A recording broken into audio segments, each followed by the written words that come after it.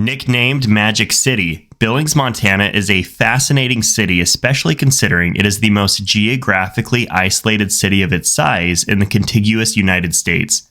My brother lives in Billings, and I was able to visit the city a couple of times last year. In this series, I briefly cover a city's history, population, skyline, as well as a few things that make the city unique. Now let's meet Billings.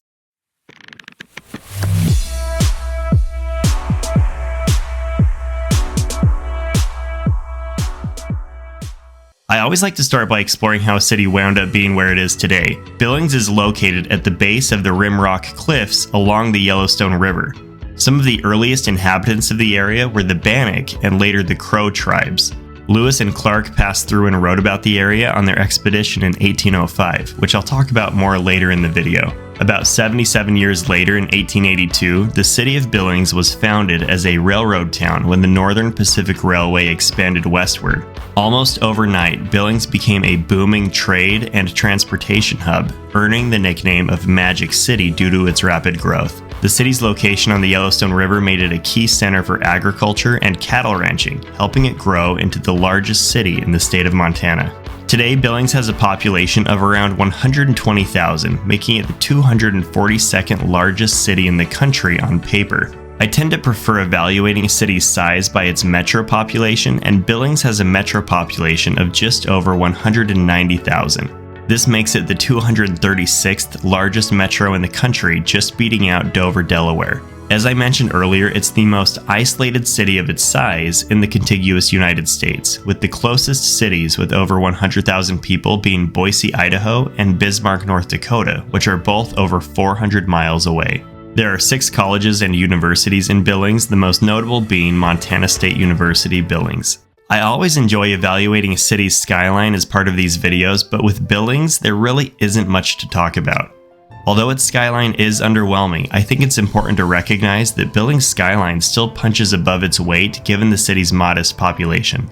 If you took the average height of its tallest 5 buildings, Billings has the 92nd tallest skyline in the country, being just shorter than Fresno, California, and taller than Lubbock, Texas, both of which have much larger populations. The tallest building in the city is the First Interstate Center at 272 feet in height. It's the home of the First Interstate Bank, which is the most recognizable company headquartered in Billings. Now, the most interesting building in the skyline is the city's second tallest building, the Doubletree Hotel, which is considered the tallest load-bearing brick building in the world. That title is somewhat controversial, but the Brick Institute of America sides with this Billings landmark in that dispute. A unique feature of the Billings cityscape are the sandstone cliffs known as the Rimrocks.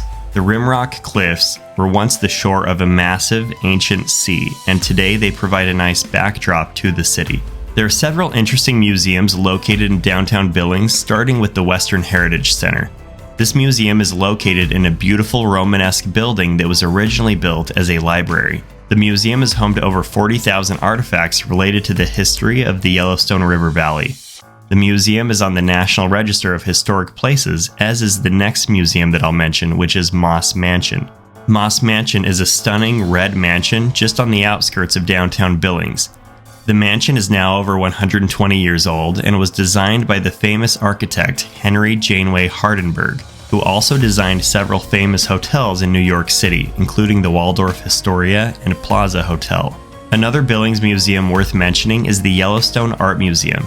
You'll notice that this museum isn't located in as beautiful of a building as the last couple museums I've mentioned because this building was originally a county jail. The museum itself is a contemporary art museum that highlights the unique beauty of the greater Yellowstone area.